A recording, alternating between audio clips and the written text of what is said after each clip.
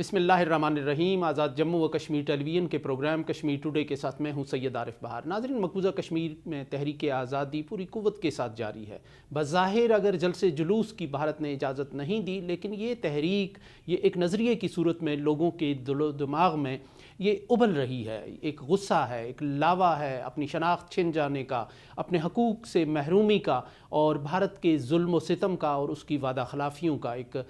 آتش فشاں ہے جو کشمیریوں کے ذہنوں میں، ان کے دماغوں اور دلوں میں مسلسل دہکتا جا رہا ہے۔ یہ لاوا کب پھٹے گا اس کا کچھ نہیں کہا جا سکتا، لیکن بھارت بہرحال کشمیر کو، کشمیر کے لوگوں کو، ان کے ذہنوں کو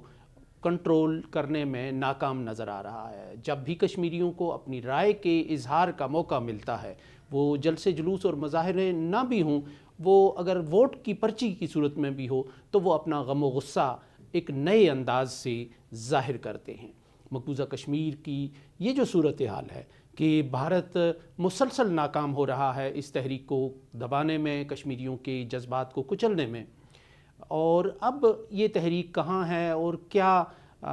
راستے اختیار کیے جا سکتے ہیں کہ یہ تحریک اپنی منزل پر پہنچے، منزل کے قریب پہنچے، اور ایک یہ جو سارا جبر کا ماحول اور نظام ہے یہ پردہ ان کے سروں سے ہٹ جائے۔ اس ساری صورتحال پر گفتگو کرنے کے لیے آج ہم نے اسٹوڈیو میں دو امور کشمیر کے ماہرین کو مدعو کیا ہے، جن سے ہم مقبوضہ کشمیر کی تازہ صورتحال اور وے آؤٹ جو ہے اس پر بات کریں گے کہ کیا ایسی تدبیر اختیار کی جا سکتی ہے کہ کشمیریوں کے لیے ایک نئی راہیں کھلیں آزادی کی، حریت کی اور ان کی منزل کی، قربت کی۔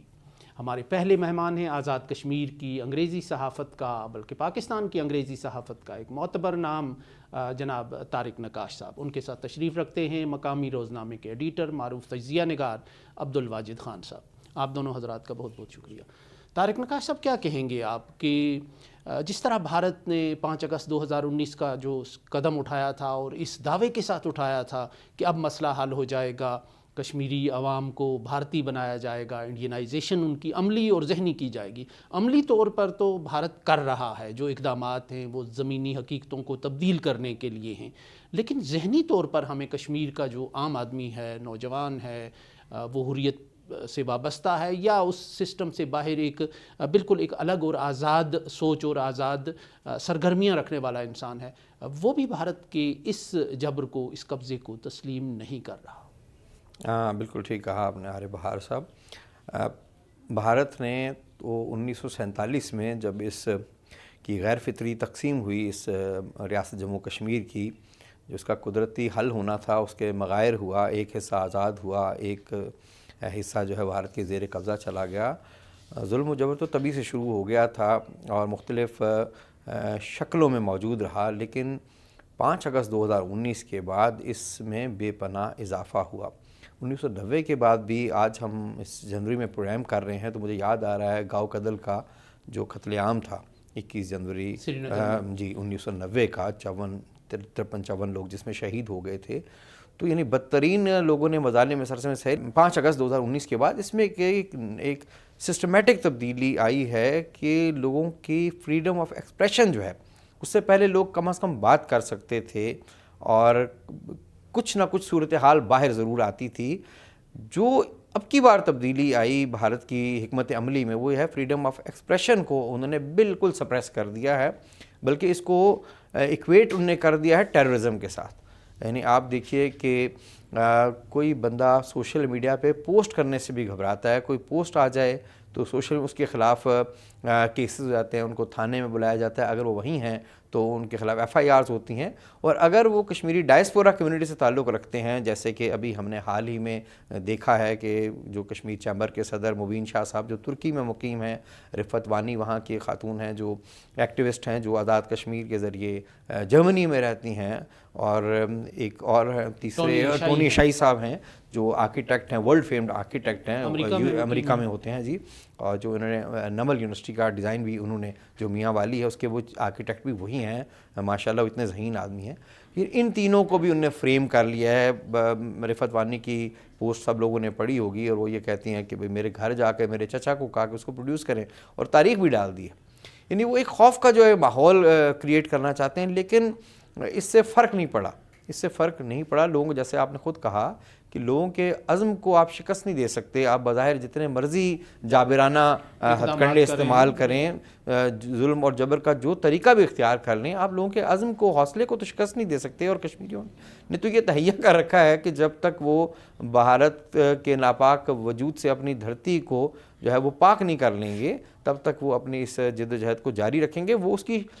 شکلیں مختلف ہو گئی ہیں, لیکن انہوں نے رفتار میں فرق آ سکتا ہے. وہ تو دیکھیں, آزادی کی تحریکوں میں اپس اینڈ ڈاؤنس تو آتے رہتے ہیں, رفتار سلو ہو سکتی ہے, طریقہ کار تبدیل ہو سکتا ہے, لیکن لوگوں کے ذہن سے, آپ نے بڑا خوبصورت کہا کہ وہ جو لاوا جو ذہنوں اور دلوں اور دماغوں میں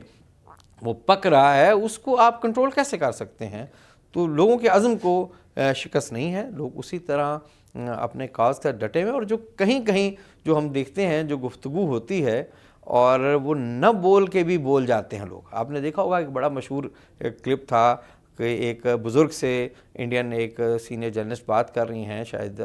وہ عارفہ جی, تو وہ کہہ رہے ہیں کہ میں کچھ نہیں کہتا. ان کا یہ کچھ نہ کہنا جو ہے بہت کچھ کہہ جاتا ہے. تو صورتحال یعنی نارمل وہاں نہیں ہے. عبدالواجد خان صاحب, کیا کہیں گے آپ کہ یہ جو حال ہی میں ایک فیصلہ دیا ہے NIA نے, جو بھارت کی ایک عدالت ہے, کہ آسیہ اندرابی صاحبہ اور ان کی دو دیگر جو ہیں دختران ملت کی جو ساتھی ہیں خواتین جو تہاڑ جیل میں بند ہیں, ان کے حوالے سے کہ آزادی اظہار کا یہ کیس نہیں ہے, یہ ملک دشمنی کا معاملہ ہے, اور ان کو سزا سنائی ہے, ان کو گلٹی تو قرار دیا ہے لیکن سزا سنانا باقی ہے. تو اب بھارت اس طرح کے ہتھ کنڈوں پر بھی اتر آیا ہے کہ وہ تقریباً اپنے تمام جو دعوے تھے جمہوریت کے, سیکولرزم کے, ان کو فراموش کر کے کشمیری خواتین کے ساتھ بھی محو جنگ اور مصروف جنگ ہے. جی بالکل, آپ نے بہت ہی اچھا سوال کیا ہے, کیونکہ ابھی تازہ ترین جو صورتحال ہے کہ بھارت نے تہاڑ جیل جو ہے وہ کشمیریوں سے بھر دی ہے. ابھی پرسوں کی خبر ہے کہ 79 جو ہمارے حریت پسند رہنما ہیں وہ وہاں پر ابھی موجود ہیں, جس میں یاسین ملک صاحب اور شبیر شاہ صاحب سمیت خصوصاً یہ آسیہ اندرابی صاحبہ, ان کی ساتھی جو ہیں صوفی صاحبہ اور جو نسرین ہیں وہ بھی ہیں, قید ہیں, ظفر اکبر بٹ صاحب بھی ہیں. اور جو NIA نے اس سے پہلے جو کارروائیاں کی ہندوستان میں, وہ تمام تر مالیاتی اسکینڈلز کے حوالے سے ہوا کرتی تھیں, اور مشہور تھا کہ یہ مالیاتی جو کرپشن ہوتی ہے اس پر یہ تحقیقات کرتا ہے. اور پہلے انہوں نے یاسین ملک صاحب پہ کیس بنانے کی کوشش کی, جب ثابت نہ ہوا تو ابھی ان کو انہوں نے جو ہے اس طرف جو ہے چینج کر دیا انہوں نے. اب جناب انہوں نے آسیہ اندرابی صاحبہ جو ہے انہوں نے ان پہ بھی ایلیگیشن لگا دیے. پرامن رہی ہیں, انہوں نے کبھی بندوق نہیں ہمیشہ پرامن جدوجہد کی ہے. صرف ان کا قصور یہ ہے کہ وہ پاکستان کا نام لیتی ہیں, پاکستانی فرشتہ کیا لا الہ الا اللہ کے نعرے لگاتی ہیں, اور اپنی جو خواتین ہیں دختران ملت کی, جو دیگر جو ہماری خواتین ہیں, ان کی تربیت کے حوالے سے انہوں نے ایک اپنا ایک دینی جو ہے وہ سلسلہ قائم کر رکھا ہے, اور حریت کا جو سلسلہ ہے وہ خواتین میں اس کو اجاگر کر رہی ہیں. مگر NIA جو جس میں شروع میں کہا کہ وہ مالیاتی اسکینڈلز پہ تحقیقات کرتا تھا, اب وہ اس پر آ گیا ہے کہ آسیہ اندرابی جو ہے وہ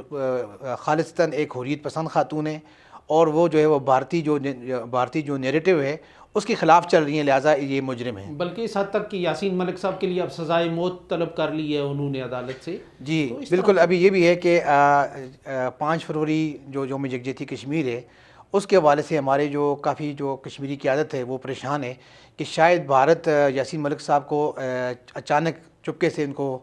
سزا سنانا چاہتا ہے, سزائے موت, اور ان کو 5 فروری پر یا اس کے ارد گرد وہ اپنے اس پہ سزا پر عمل درآمد کرنا چاہتا ہے. کیونکہ بھارت کا جو اس وقت ایک ذہن بن چکا ہے انتہا پسندانہ اور سوچ, خاص کر جو ابھی بنیاد مرصوص آپریشن ہوا اس کے بعد اس کو جو خفت اٹھانی پڑی ہے, وہ اس کو مٹانے کے لیے کئی طرح کے حربے استعمال کر رہا ہے. اوپر سے بھارتی آرمی چیف نے بھی اقرار کر دیا کہ جناب ہم نے اس جنگ میں کافی شکست ہوئی, اور پاکستانی افواج کو ہمارے سیٹلائٹ کے سارا سسٹم جو ہے ان کے پاس تھا اور وہ دیکھ رہے تھے. اس کے بعد ابھی مودی کا جو غصہ ہے وہ اور جو ہے اس کا جو پارہ ہے وہ مزید بلند ہو چکا ہے, اور مودی جو ہے ابھی وہ کشمیری جو حریت پسند ہے ان پر اپنا غصہ اتارنے کے لیے یعنی کہ یہ ڈرامے رچائے گا. پہلے بھی انہوں نے حریت پسند جو قیادت تھی, تہاڑ جیل میں ہمارے دفن ہیں شہید مقبول بٹ اور محمد افضل گرو صاحب, ان کو بھی سزائے موت دے کے ان کو وہیں دفن کر دیا. تو ابھی بھی وہ ہمیں ایک بہت بڑا دکھ دینے جا رہا ہے. تو اس پہ جو عالمی ہمارے ادارے ہیں خصوصاً اقوام متحدہ ہے, سلامتی کونسل ہے اور OIC, اس پہ ضرور اس کو کردار ادا کرنا چاہیے. اچھا عارف صاحب, میں ابھی واجد صاحب بتا رہے تھے NIA جو ہے وہ پہلے مالیاتی ہی معاملات کو دیکھتی تھی, ابھی یہ صرف کشمیر کے مسلمانوں کو ہی ٹارگٹ نہیں کر رہی ہے. 17 جنوری کی غالباً خبر ہے یا اس سے ایک دن پہلے کی کہ احمد آباد میں جو بھارتی گجرات کا دارالحکومت ہے, احمد آباد میں 5 مسلمانوں کو, جن میں خاتون بھی شامل ہیں, شمع پروین ان کا نام مجھے یاد پڑتا ہے, ان کو بھی NIA نے جو ان لافل ایکٹیویٹیز پریونشن ایکٹ اور دوسرا جو ہے پبلک سیفٹی ایکٹ کے تحت ان کو چارج شیٹ کیا ہے. الزام یہی ہے کہ جی انہوں نے آن لائن آڈیو ویڈیو اور تحریری مواد کے ذریعے جو آن لائن ریڈیکلائزیشن, یعنی مسلمانوں کے اسکریو ٹائٹ کرنے مسلمانوں کے لیے, آپ دیکھیں نا اس سے پہلے جب واقعہ ہوا ریڈ فورٹ پہ مبینہ کار بم بلاسٹ کا, اس میں بھی انہوں نے ہر کشمیر کے علاوہ ہندوستان کے مختلف مقامات سے مسلمانوں کو ہی ٹارگٹ کیا. ابھی یہ لیٹسٹ واقعہ ہے اور الزام لگ رہا ہے آن لائن ریڈیکلائزیشن, یعنی کوئی اپنے مذہب سے متعلق بات کرنی بھی اب آن لائن ریڈیکلائزیشن ہے, صرف مسلمانوں کے لیے, ہندو جو چاہے وہ کر سکتے ہیں. طارق صاحب کیا کہیں گے آپ کی یہ جو اب مسلمانوں کو ہی ٹارگٹ کیا جا رہا ہے, پہلے صرف کشمیر کے مسلمانوں کو کیا جا رہا تھا, اب پورے بھارت تک یہ دائرہ پھیلا دیا گیا ہے, یہ جو مسلمانوں کی سپیس تنگ ہو رہی ہے بھارت میں, کشمیری مسلمانوں کی بھی, خود بھارتی مسلمانوں کی, تو اس کو آپ کس نظر سے دیکھتے ہیں؟ آگے اس کا کیا آپ نتائج کیا دیکھتے ہیں, عواقب کیا دیکھتے ہیں؟ دیکھیے ابھی ایک خطرناک جو کام انہوں نے یہ کیا ہے, جس پہ پاکستان کے دفتر خارجہ نے اس کو بڑی شدید اس کی مذمت بھی کی ہے کہ اسلاموفوبیا جو ہے, ادارہ جاتی اسلاموفوبیا جو ہے وہ ہندوستان میں ہم دیکھ رہے ہیں. کشمیر میں انہوں نے کیا کیا ہے کہ تمام مساجد اور ان سے وابستہ لوگوں کی ایک پروفائلنگ شروع کر دی ہے. ان کو کہا گیا ہے کہ وہ اپنے کریڈینشلز ہیں اور اس میں بالکل نجی اور ذاتی نوعیت کی معلومات بھی ان سے مانگی گئی ہے کہ آپ کی فیملی, آپ کا آدھار کارڈ, آپ کا سم کون سی استعمال کرتے ہیں, آپ کا نیٹ ورک کون سا ہے, آپ کے بینک اکاؤنٹس کون سے ہیں, مطلب ہر چیز ان سے مانگی جا رہی ہے. بظاہر جو ہے ڈیٹا کلیکشن ہے, لیکن یہ ایک گریٹر اسکیم کا حصہ ہے جس کے تحت مسلمانوں کو ٹارگٹ کیا جا رہا ہے. ویلی میں تو بالخصوص کیا جا رہا ہے, ایلسویئر ان انڈیا میں بھی آپ دیکھیے کہ جو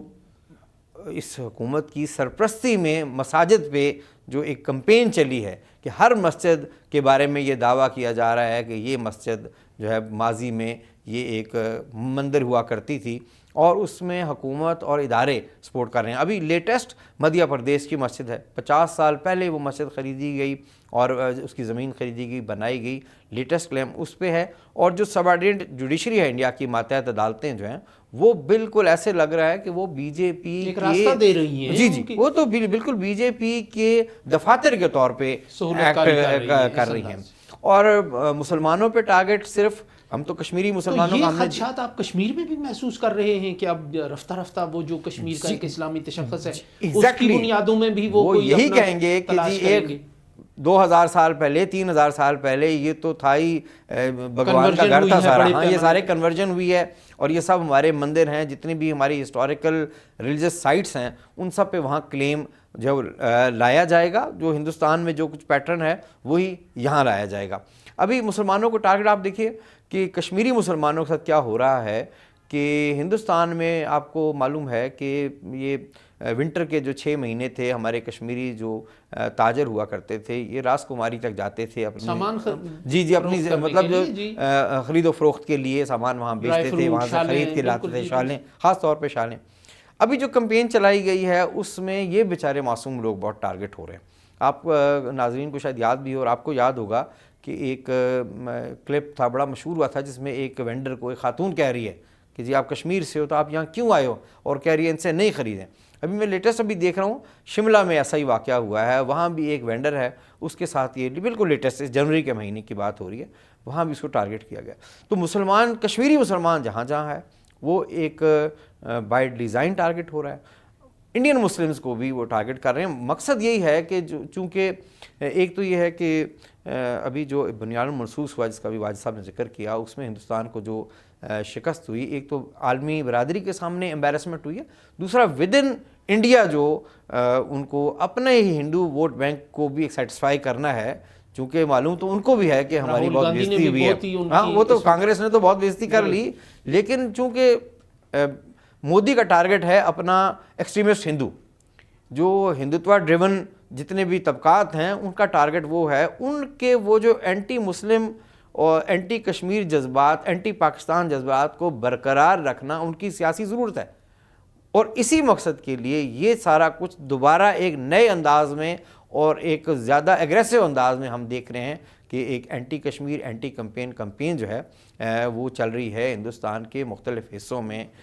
رائٹ فرام ساؤتھ ایسٹ سے لے کر نارتھ تک ہر جگہ ہم دیکھ رہے ہیں جاری ہے۔ جی۔ واجد خان صاحب کیا کہیں گے؟ پچھلے دنوں میر وائز عمر فاروق صاحب کو بھی مجبور کیا گیا کہ وہ اپنے ٹویٹر ہینڈل سے جو حریت کا عہدہ ہے جو مینشن کیا ہوا تھا انہوں نے، اس کو انہیں حذف کرنا پڑا، اور پھر ایک اس پہ شور و ہنگامہ شروع کیا گیا بڑی مخصوص انداز میں کہ اس کا مطلب یہ ہے کہ حریت سے ہی انہوں نے سرنڈر کر لیا، جس کے جواب میں پھر انہوں نے ایک بھرپور ویڈیو دی، اپنا موقف پیش کیا۔ تو اب جو بھارت کے اس طرح کے ہتھ کنڈے بھی اختیار کر رہا ہے، آزادی اظہار کا مکمل ایک قبرستان بنا دیا گیا ہے کشمیر کو، تو یہ حکمت عملی آپ کہاں جا کر رکے گی؟ اس کی کیا آپ پس پردہ مقاصد کیا دیکھ رہے ہیں؟ دیکھیں جی، ہندوستان کی جو انتہا پسند حکومت جب سے آئی، خصوصاً نریندر مودی کی، تو اس نے اپنا نیریٹو شروع دن سے یہی رکھا کہ مسلمانوں کے خلاف اقدامات جو ہے وہ اتنے وسیع کرنے ہیں کہ جو مسلم تشخص ہے اس کو ہی ختم کیا جائے، چاہے وہ کشمیر ہو، چاہے وہ ہندوستان کے علاقے ہوں۔ جیسا کہ اب پہلے بات کی طارق بھائی نے بھی کہ NIA جو تحقیقات کر رہی تھی وہ یعنی کہ صرف کشمیریوں کے خلاف نہیں کی، بلکہ ہندوستان کے اندر بھی اس نے اقدامات اٹھائے۔ جو مساجد کی پروفائلنگ کی بات آپ نے سنی اور آپ نے دیکھی، آپ نے کہ وہاں پر جو سلسلہ چل رہا ہے، اسی طرح جامع مسجد سری نگر کا بھی احوال جو ہے وہ سب کے سامنے ہے، آپ کے سامنے ہے کہ وہاں پر تقریباً 2-2.5 سال تو مکمل طور پر مسجد بند رہی ہے، اور اس کے بعد جب میر وائز صاحب کو نظر بندی ختم کی تو مشروط کہ آپ وہاں پر کوئی بھی تحریک آزادی کشمیر کے بارے سے بات نہیں کریں گے، تو میر وائز صاحب نے ایک حکمت عملی کے تحت اپنی گفتگو بھی اس میں کم کر دی، جو یعنی کہ حریت کے حوالے سے یا تحریک آزادی کے حوالے سے صرف انہوں نے جو عوامی رائٹس تھے جو اس پہ انہوں نے گفتگو کی، یا دینی معاملات اس کو ڈسکس کرتے تھے، وہ بھی ان کو برداشت نہیں ہوا، اور اب انہوں نے کہا کہ آپ کا جو ٹویٹر ہینڈل ہے اس پہ سے آپ کل جماعتی حریت کانفرنس کا لفظ کاٹیں۔ اسی طرح انہوں نے کشمیر کے اندر ہر اس گھر کے اندر، اس فیملی کے اندر کہ جس کا کوئی بھی بچہ، کوئی بھی جوان اس تحریک میں شہید ہوا یا اس تحریک کے ساتھ وابستہ رہا، ان پہ ایک انہوں نے پورا عذاب مسلط کر کے رکھا ہے، ان کے گھر جو جنہیں انہوں نے گرائے ہیں، ان کو کاروبار پہ بھی پابندی لگائی ہے، ان کو جو ملازمتیں ہیں ان سے بھی ان کا کوٹا ختم کیا گیا ہے۔ تو یہ ایک بھارت نے یعنی کہ بھارت کے جو اکثریتی عوام ہیں وہ ہندو ہیں، اور اس لیے مودی سمجھتے ہیں کہ عوام جو ہے وہ پڑھی لکھی بھی کم ہیں، تو ان کو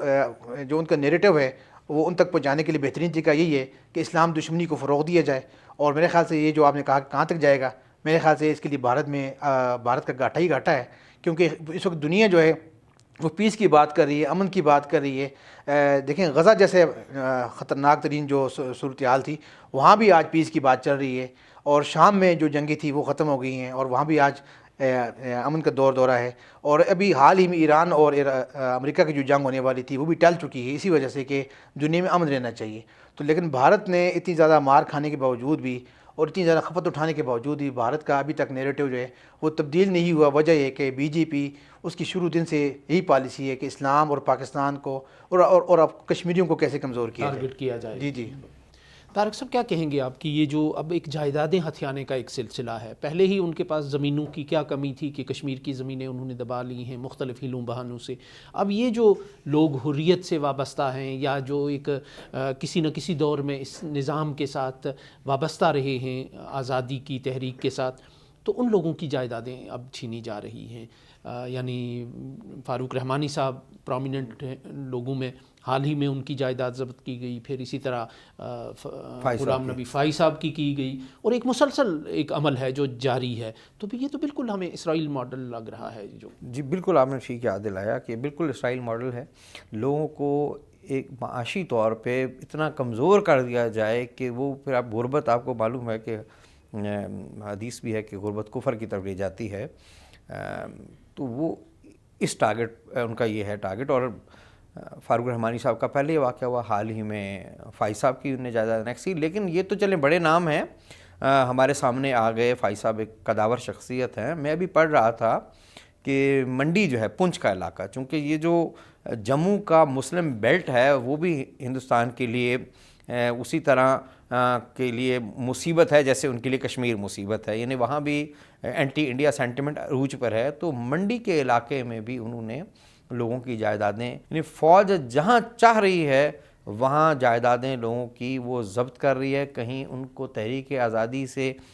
جو وابستگی کی بنیاد پہ یہ کام ہو رہا ہے، کہیں فوجی ضرورت کے نام پہ ہو رہا ہے، لیکن مقصد یہی ہے کہ لوگوں کی معاشی طور پہ کمر توڑ دی جائے. ابھی میں نے حال ہی میں ایک، جیسے ہم نے ماضی میں پڑھا تھا کہ لوگوں کا، دیکھیں ایک زمانے میں جموں سری نگر شاہراہ کو ایک طویل عرصے تک بند رکھا گیا تاکہ کشمیر جو سیبوں کی ایک بہت بڑی انڈسٹری ہے، یعنی سوپور جو ہے ایشیا کی سب سے بڑی وہاں فروٹ مارکیٹ ہے، منڈی ہے، اس کو کرپل کر دیا جائے. لیکن اللہ نے کیا کہ کشمیریوں نے اس سے بھی، یہ ایک الگ موضوع ہے کہ کشمیریوں کو کی اللہ تعالیٰ کی ایک مدد حاصل ہے کہ جتنا ہندوستان کوشش کرتا ہے ان کو معاشی طور پہ کمزور کرنے کی، ریزیلینس کی جو ایک طاقت ہے، جی جو ان کو نظریاتی طور پہ کمزور کرنے کی، اسی شدت سے دونوں چیزیں ابھر کے اللہ تعالیٰ کی مدد سے واپس آتی ہیں. ابھی لیٹسٹ میں انسیڈنٹ ایک اور پڑھ رہا تھا کہ ایک بیچارہ سیبوں کا وہ جو آرچرڈ اونر تھا، سیبوں کے باغات کا مالک، اس کے 25 درخت کسی نے کاٹ دیے. اور آپ کو معلوم ہے کہ ایک درخت جوان ہونے میں، اس کی پرورش کرنے میں کتنا وقت لگتا ہے. یہ سمجھے ان کا روزگار ہے. یہ آرچرڈز ہیں کشمیر میں، اگر ایک درخت بھی کسی کا ہے تو وہ درخت بھی اس نقطہ نظر سے لگایا گیا کہ اس سے وہ لائیولی ہوڈ اپنی جو ہے وہ ارن کریں گے. تو اس کے سیبوں کے باغ، جیسے ہم نے ابھی پہلے کہا کہ چاہتے ہیں کہ وہ کشمیری اپنی زمینیں بیچنے لگیں، جیسے 1937 میں فلسطین میں ہوا. یعنی ان کو زمینوں سے اس حد تک بے دخل لا تعلق کر دیا جائے کہ وہ مجبور تنگ آمد بجنگ آمد کہیں زمین بیچ کے کسی اور طرف چلے جائیں. اور اب چونکہ آرٹیکل 35A کے ختم ہونے کے بعد انڈینز اب انٹائٹلڈ ہیں وہاں زمین خریدنے کے. پہلے یہ کام ہو نہیں سکتا تھا، اب چونکہ ہو سکتا ہے، بہت سی زمین تو ویسے ہی ان کے نام الاٹ ہو گئی ہے. اب وہی اسی ماڈل پہ آئیں گے، کشمیریوں سے زیادہ پیسے ڈال کر. مثلا ایک زمین ہندوستان کی فوج نے رکھ لی ہے تو کوئی بندہ آئے گا، آفر ڈالے گا، آپ کے ہاتھ سے تو یہ گئی تو مجھے بیچ دیں، آفر ڈالے گا. اب غربت جیسے کہا کہ بھائی ایک بندہ جب اس کو کھانے کو گھر میں دانے نہیں ہوں گے، وہ مجبوراً کچھ ایسا اقدام لے لے گا، بیچ دے گا زمین. تو ہندوستان کا بھی یہ ٹارگٹ ہے کہ لوگوں کو کسی طرح کی زمین سے اس جانب نہیں آ رہے. لیکن جب آپ پہلے وہ ٹارگٹ کریں گے ان ایریاز کو جو ہندو علاقوں کے ساتھ ملتے ہیں، جیسے پنچ کا علاقہ ہے، ریاسی ہے، جو ہندو ڈومینیٹڈ علاقوں کے ساتھ مسلمان علاقے ہیں، پہلے وہاں سے ٹارگٹ ہو. ویلی میں تو چلیں مسلمان ہیں، ارد گرد ایک دوسرے کو سپورٹ کرنے والے ہیں. ولنریبل علاقوں کو وہ پہلے ٹارگٹ کریں گے. وہاں اب ویسے بھی وہ جموں کو ایک الگ ریاست بنانے کا الگ ریاست بنانے کا پلان ہے، ٹوٹل ہندو ریاست ہونی چاہیے. تو وہاں جو یعنی ایک یہ غلط فہمی بھی ہے کہ وہ جموں سارا ہی ہندو ڈومینیٹڈ علاقہ ہے، ایسی بات نہیں ہے. اس کے بہت سے اضلاع جو ہیں، یہ ڈوڈا والا علاقہ، پنچ والا علاقہ، ریاسی والا علاقہ، اس میں کشتواڑ، بھدرواہ، یہ تو مسلم پاپولیٹڈ علاقے ہیں. بلکہ ڈوڈا تو لٹل کشمیر اسے کہا جاتا ہے. ٹارگٹ پھر وہاں شروع ہوگا. ابھی آپ یہ ریاسی میں جو میڈیکل کالج انہوں نے بنایا، ایک اپنی ماتا کے نام پہ ویشنو دیوی میڈیکل کالج بنا ریاسی میں، تو اس کا جب ایڈمیشن کے لیے جو ایک ہندوستان میں ایک ٹیسٹ ہوتا ہے میڈیکل کالجز میں ایڈمیشن کے، جو پورے ملک میں ہوتا ہے، نیٹ اسے کہتے ہیں، NEET. اس ٹیسٹ میں جو کوالیفائی کرے گا اور وہ میڈیکل کالج میں ایڈمیشن کا ایلیجیبل ہوگا، اور جو جتنا زیادہ نمبر ہوں گے وہ سرکاری کالجز میں آئیں گے، جس کے کم ہوں گے وہ پرائیویٹ میڈیکل کالج میں جا سکتے ہیں. تو یہ جو کالج یہاں بنا ریاسی میں، اس کا جب نیٹ میں جب ایلوکیشن ہوئی تو پتہ یہ چلا 50 میں سے 42 مسلم سٹوڈنٹس کا اس میں آ گیا، میرٹ میں انہوں نے کوالیفائی کیا. اس پہ آپ نے دیکھا کہ ہندوستان کے جتنے بھی RSS کے جن سنگی انہوں نے جموں میں کتنے مظاہرے کیے. یہ تو جی ایک چیریٹی، ہندو چیریٹی کا اسٹیبلشڈ کالج ہے، اس میں تو مسلمانوں کا آنا یہ تو بڑی زیادتی ہو گئی ہے، جس پہ عمر عبداللہ بھی بولنا پڑا کہ آپ تعلیمی اداروں کو بھی کمیونلائز کر رہے ہیں. اور نتیجہ یہ ہوا کہ جب وہ اس میں کچھ بات نہیں بنی تو ہندوستان کے میڈیکل جو کمیشن ہے، نیشنل میڈیکل، اس نے وہ کالج ہی لپیٹ دیا ہے، اس لیے کہ وہاں کشمیری مسلمانوں کو داخلہ اور تھا۔ تو یہ جو ایریاز ہیں جموں کے مسلم پاپولیٹڈ علاقے، پہلے مرحلے پہ یہ ٹارگٹ ہوں گے زمینوں کے ایکوزیشن میں، اس 35A کے خاتمے کا فائدہ لے کر یہ وہاں سے لوگوں سے زمینیں لیں گے، جموں سے ان کو بے دخل کریں گے۔ اس کے بعد اگلے مرحلے پہ ویلی میں انشاءاللہ پلان کامیاب نہیں ہوگا، وہاں بھی کامیاب نہیں ہوگا۔ وہاں کے لوگوں کا بھی جو ہم نے دیکھا ہے، پونچھ کے لوگوں پہ بڑی پچھلے عرصے میں ان کو ٹارگٹ کیا گیا، خاص طور پہ وہاں کی جو مسلم گجر کمیونٹی تھی۔ آصفہ بانو کا واقعہ جو ہے 8 سال پرانا ہے، لیکن جنوری آتا ہے تو لوگوں کو وہ یاد آ جاتا ہے واقعہ۔ تو اس کمیونٹی کو یہ ٹارگٹ وہاں بھی کر رہے ہیں، لیکن اللہ کا فضل یہ ہے کہ جیسا کہ ہم نے شروع میں کہا کہ ریزیلینس اتنی اسٹرانگ ہے کہ ہندوستان اپنی طرف سے مثلا وہ گجر کمیونٹی کو ساتھ میں لانے کی کوشش کرتا ہے کہ یہ ان کو اور مسلمانوں کو، کشمیری اسپیکنگ کو، ان کو جی یہ تو شروع دن سے چل رہی ہیں، راجیش پائلٹ کے زمانے سے چل رہی ہیں، لیکن اس میں بھی کامیاب بھی نہیں ہوتی ہے کہ گجر کمیونٹی کو بھی بکروال اور گجر میں انہوں نے ڈبل اس میں کر دیا، پھر ٹارگٹ بھی ان کو کیا۔ لیکن آصفہ تو گجر لڑکی تھی نا، کہ ان کو وہاں سے اس ایوکٹ کرنے کے لیے انہوں نے کہا کہ یہ علاقہ چھوڑ دیں۔ وہ اس حد تک جا سکتے ہیں، اور سرکاری سرپرستی میں سارا کام ہوتا ہے، اس حد تک جا سکتے ہیں کہ وہ معصوم بچیوں کا ریپ بھی کرنے پہ سے باز نہیں آتے۔ لیکن جہاں وہ اپنے مظالم بڑھاتے ہیں، وہاں اللہ تعالیٰ کشمیریوں کی ہمت بڑھا دیتا ہے، اور ان کا عزم جو ہے اس میں اضافہ ہی ہوا ہے۔ ابھی تک ہم نے دیکھا ہے کہ دیکھیں 35 سال ہو گئے ہیں، آلموسٹ 36 سال، لیکن کشمیریوں نے کسی ایک مرحلے پہ بھی کمزوری نہیں دکھائی۔ عبد الواجد خان صاحب، ایک رپورٹ آئی ہے امریکہ کے ایک اخبار میں کہ جو پاکستان اور بھارت کے درمیان سینتاس معاہدے کی معطلی ہے،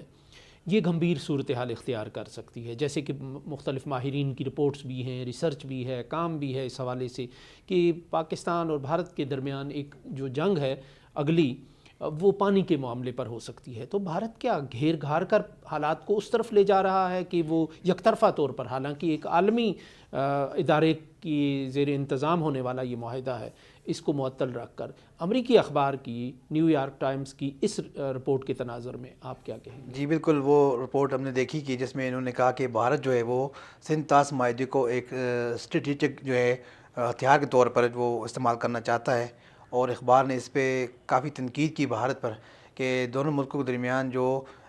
پانی کی تقسیم کا معاہدہ ہے، اور یہ 60 کی دہائی میں ہوا، اور اس میں دونوں ممالک کی رضامندی شامل تھی، اور اس میں صرف آبپاشی یا دیگر معاملات نہیں تھے، بلکہ ہنگامی صورتحال میں بھی دونوں ملکوں کا آپس میں جو کوارڈینیشن تھی اس کی وجہ سے یہ چل رہا تھا۔ مگر بھارت نے اب سمجھ لیا ہے کہ اگر پاکستان کے ساتھ ہماری تجارت بھی بند ہوگی اور پاکستان کو اس پر کوئی نقصان نہیں ہوا، اور پاکستان کے جو راہداریاں ہیں وہ دیگر خصوصاً چائنا کے ساتھ اور یورپ کے ساتھ اور مڈل ایسٹ کے ساتھ وہ چل رہی ہیں، اور وہ بھی انہیں کہ پہلے اس نے تجارت کو ایک اسٹریٹجک ہتھیار کے طور پہ استعمال کرنے کی کوشش کی، جب وہاں سے ناکامی ہوئی تو اب وہ پانی کو ایک اسٹریٹجک ہتھیار کے طور پہ استعمال کرنا چاہتا ہے۔ اور اس کا نقصان یہ ہوگا کہ کل پاکستان اس کی جوابی حکمت عملی تو اختیار کرے گا، ڈیمز بھی بن جائیں گے، پاکستان کے آبی ذخائر ہی بن جائیں گے، مگر اس کا پھر سارا نقصان یہ ہوگا کہ جو بھارت کا عام کسان ہے، عام جو آدمی ہے، اس کو اس کا بہت زیادہ نقصان ہوگا، کیونکہ دریائے برہم پترا جو ہے چائنا کے قبضے میں ہے، اور وہ اس کا منبع بھی وہاں سے آ رہا ہے، جواب وہاں سے مل سکتا ہے، جواب وہاں سے اس کو بہت بڑا مضبوط مل سکتا ہے۔ تو میرے خیال سے بھارت کو ابھی بھی یعنی کہ ہوش کے ناخن لینے چاہیے کہ اگر پاکستان کے لیے وہ یہاں سے راستہ بند کرے گا تو چائنا اس کے لیے لامالا وہاں سے بند کرے گا، اور اس طرح جو نیپال اور بھوٹان اور بنگلہ دیش والی سائڈ ہے وہ وہاں پر بھی کافی کچھ ہے جو بھارت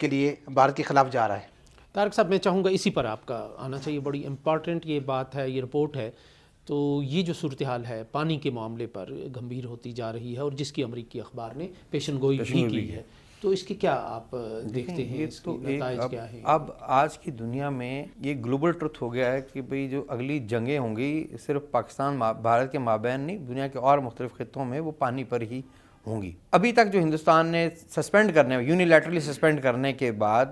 کچھ ایسے اقدامات کیے، مثلا پانی ان نے دریاؤں میں پچھلے عرصے میں جو فلڈنگ ہوئی، پانی ان نے کبھی روکا، کبھی ایک دم چھوڑ دیا۔ ہم یہاں مظفر آباد میں بیٹھے ہیں، ہم یہاں دیکھتے ہیں کہ کبھی یہ پتہ چلتا ہے کہ جہلم بالکل ایک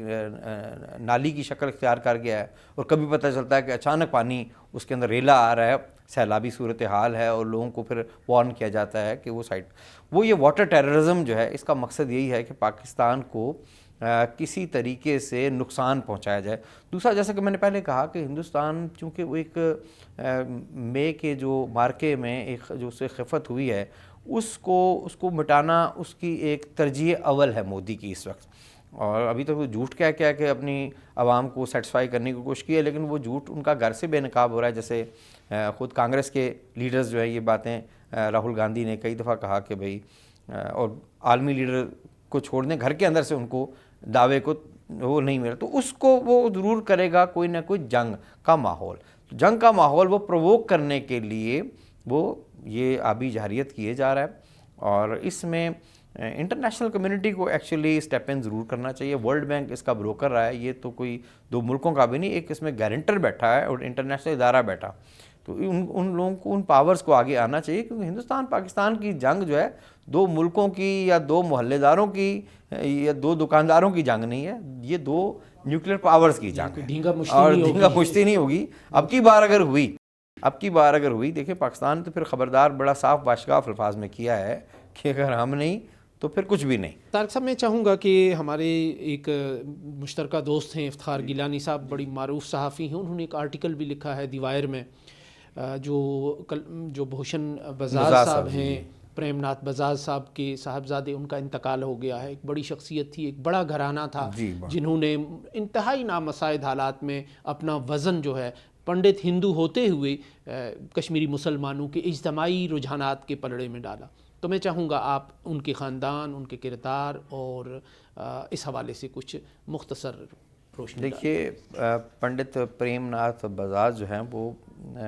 ایک کشمیر کی ایسی شخصیت ہیں جن پہ ریاست کے دونوں اطراف اور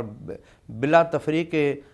رنگ و نسل و مذہب ان کو فخر کرنا چاہیے۔ وہ ایک کشمیریت کے علمبردار تھے اور بھائی چارے کے علمبردار تھے۔ ان نے قید و بند کی صحبتیں بھی کاٹیں، اور ان کے فرزند نے اپنے والد کی لیگیسی کو آگے بڑھایا، اور ساری عمر انہوں نے اس بھائی چارے کی جو مسلمانوں اور پنڈت کمیونٹی میں، دیکھیں نا، حریت سینٹیمنٹ سے انہوں نے اپنے آپ کو الگ نہیں کیا۔ میر واعظ عمر فاروق صاحب وہیں اسٹے کرتے تھے دلی میں، ان کے جب بھی ان کے گھر۔ دیکھیں